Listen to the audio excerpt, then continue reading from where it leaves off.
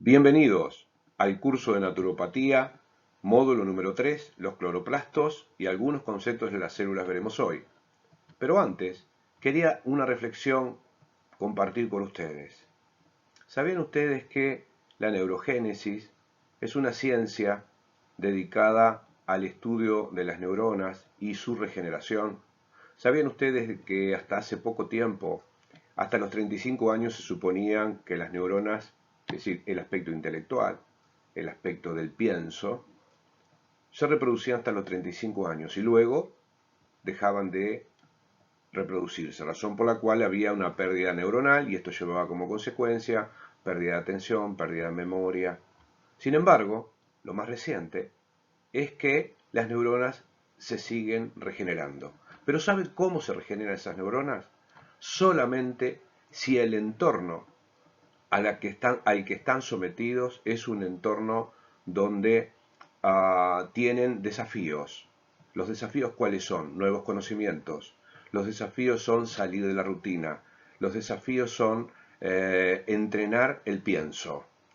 Entonces, la reflexión está orientada a observar que mientras ustedes estén estudiando como lo están haciendo y participando de cursos como lo están haciendo, están llevando a un reto a su intelecto, el cual, por obligación, entre comillas, las neuronas comienzan a estar más dinámicas, comienzan a estar más plásticas. Dicho de otra manera, están rejuveneciendo sus neuronas con el estudio, con el desafío intelectual.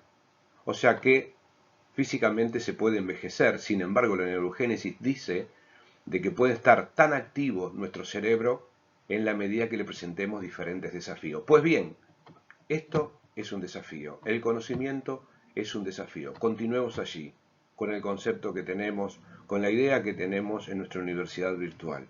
La excelencia es un camino que estamos recorriendo juntos y que lo queremos compartir con ustedes. Hacia allí vamos.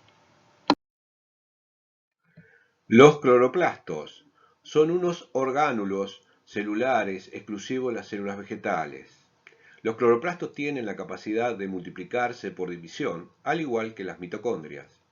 El número de cloroplastos varía de una especie a otra. Los cloroplastos también tienen una doble membrana limitante. En los cloroplastos se lleva a cabo la función clorofílica. En el interior de los cloroplastos se disponen paralelamente una serie de laminillas denominadas tilacoides que contienen la clorofila. Es frecuente encontrar en muchos de ellos acúmulos de almidón formados al polimerizarse la glucosa obtenida durante los procesos de asimilación fotosintética del anhídrido carbónico. Tenemos una imagen a la derecha que ilustra lo que estábamos diciendo. El núcleo constituye la parte esencial de la célula. Se encuentra separado del citoplasma por la membrana nuclear. Su forma es frecuentemente esférica o elíptica, aunque en algunas células es completamente irregular. En general ocupa una posición característica y constante para cada tipo celular. El tamaño del núcleo guarda relación con el tamaño citoplasmático, obviamente.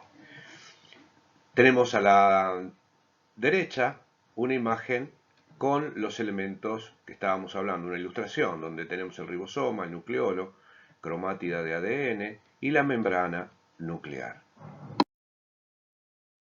Continuemos. La membrana nuclear. Pero antes, ¿están disfrutando del curso? ¿Están observando de que a través de la literatura estamos aprendiendo y entrenando nuestro cerebro?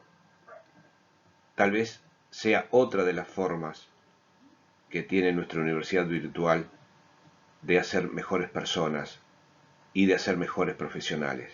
Continuemos trabajando. Recuerden que la excelencia es una actitud. Hacia allí vamos.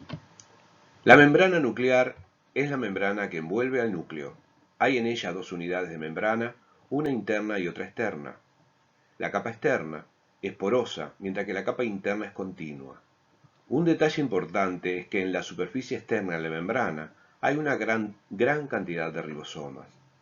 En la membrana nuclear presenta permeabilidad selectiva.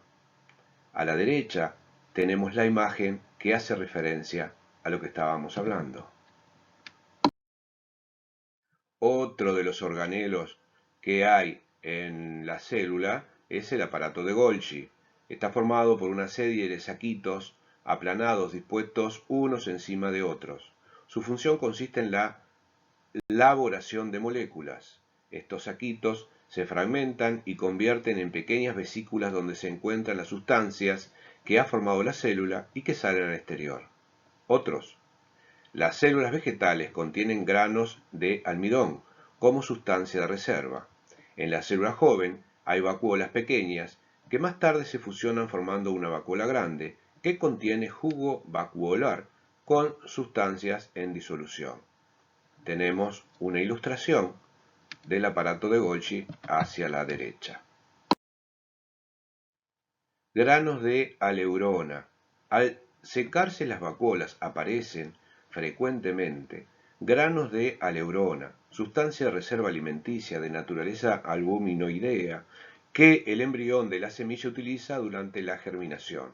Estos granos son muy frecuentes en leguminosas y cereales y entre otras semillas que sirven de alimento al hombre.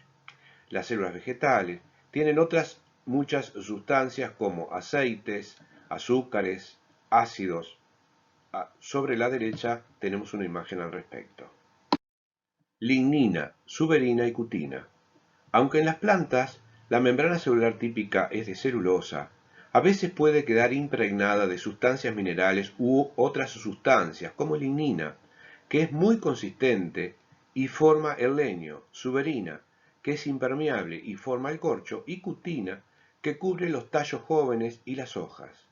A las transformaciones correspondientes se les llama mineralización, lignificación, suberización y cutinización, respectivamente. Las células vegetales propiamente dichas no tienen ninguna dimensión predominante. Las que son muy alargadas y fusiformes se llaman fibras, y las que sirven para conducir las sustancias alimenticias se llaman tubos, si están vivas, claro, o vasos si están muertas. Acá tenemos una imagen de que hacíamos referencia. Los tejidos vegetales. Los tejidos vegetales son agrupaciones de células con idéntica estructura y unidas entre sí que realizan el mismo trabajo. Vamos a ver a continuación los diferentes tejidos vegetales.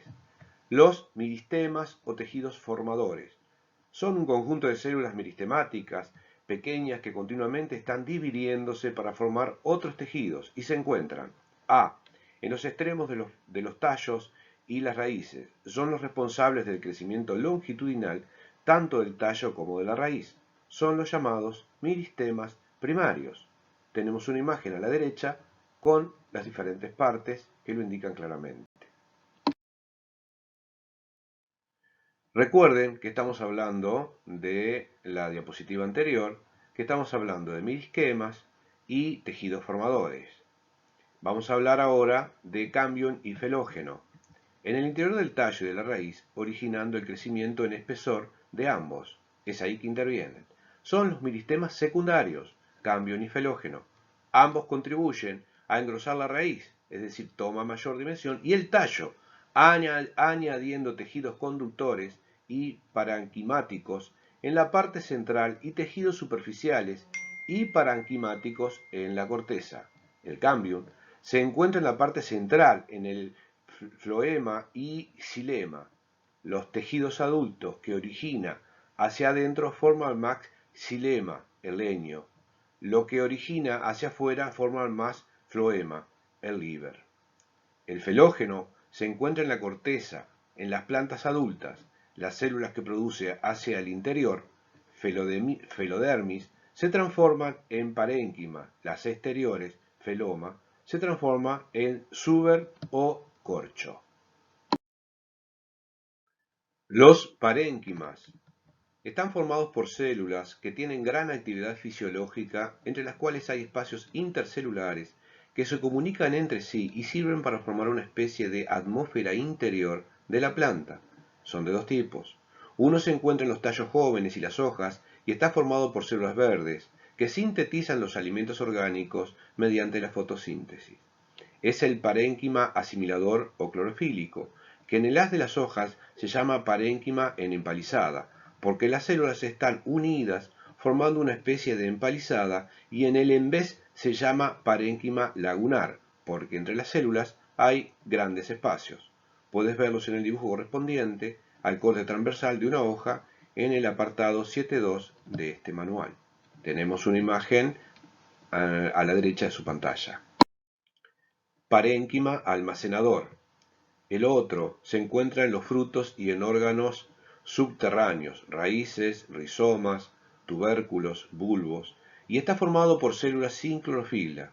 Sirve para almacenar los alimentos, se llama parénquima almacenador o de reserva, y se encuentra en la uva, las aceitunas, la patata y la remolacha. Cuando las células de este parénquima almacenan agua, se llama parénquima acuífero, y se encuentra en el cactus, la chumbera y la pita. Tenemos una imagen de una célula. Los tejidos protectores epidérmicos y suberoso.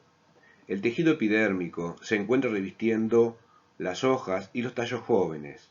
Está formado por una capa de células sin clorofila, adosadas unas a otras con la membrana exterior reforzada y cutinizada, formando una cutícula impermeable. Este tejido tiene estomas, aberturas formadas por dos células oclusivas en forma de judía que si tienen cloroplastos,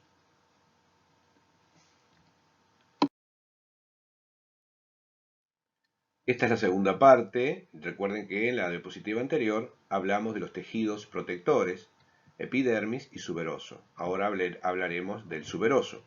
Los estomas pueden abrirse o cerrarse según sea necesario y sirven para que la planta realice intercambios gaseosos con la atmósfera.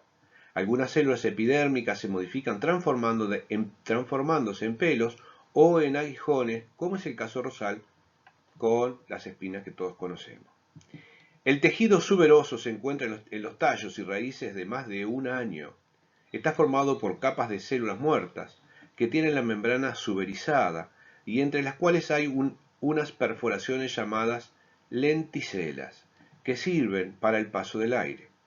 En realidad, las lenticelas son la sustitución de los estomas cuando la planta va creciendo.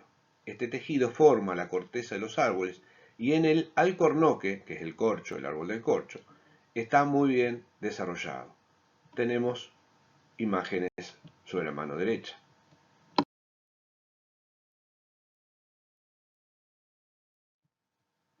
Los tejidos conductores se originan a partir del cambium meristema secundario, transportan la savia por toda la planta y constan de haces leñosos y haces liberianos o cribosos, que es denominado floema. Bien, vamos a ver. Haces leñosos, xilema, formados por filas de células muertas, vasos, y lignificadas, que van desde las raíces hasta las hojas, llevando la savia bruta, agua y sustancias minerales absorbidos por las raíces. Haces liberianos o cribosos, floema, formados por filas de células vivas, tubos, huecos y alargadas con los tabiques de separación perforados en forma de criba que van desde las hojas hasta todo el resto de la planta, llevando la savia elaborada. Tenemos sobre la mano derecha una ilustración en su pantalla que pueden observar de acuerdo al texto que hemos hablado.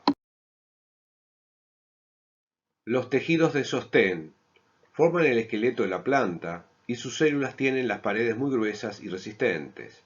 Son los haces leñosos que al perder con el tiempo su función conductora y lignificarse completamente, forman los anillos de crecimiento y la madera.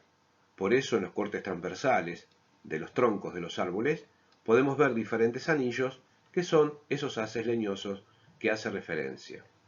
Entonces, solo las capas más externas del leño son activas, lo que se denomina albura. El leño viejo que ya no realiza la función de transporte de la savia, pero da resistencia al tallo, es el duramen. Se denomina colénquima a un tipo de tejido de sostén formado por las células vivas de gruesas paredes celulósicas y esclerénquima al formado por células muertas y lignificadas. Por ejemplo, la cáscara de nuez, los huesos de los frutos, o por fibras más o menos lignificadas que forman las fibras textiles, lino, cáñamo, yute. Y ahí tenemos un ejemplo de un árbol donde representaría en el corte lo que estamos hablando. Hemos terminado este tercer módulo, vamos ahora al cuarto módulo, espero que lo hayan disfrutado, hay mucho para aprender, pero esto nos permite seguir avanzando, seguir conociendo y formarnos como muy buenos profesionales. Recuerda, si tú quieres tener tu estilo, primero debes conocer las normas. Una vez que conozcas las normas, se pueden romper. Estas son las normas, este es el camino. Sigamos adelante. Hasta el próximo módulo.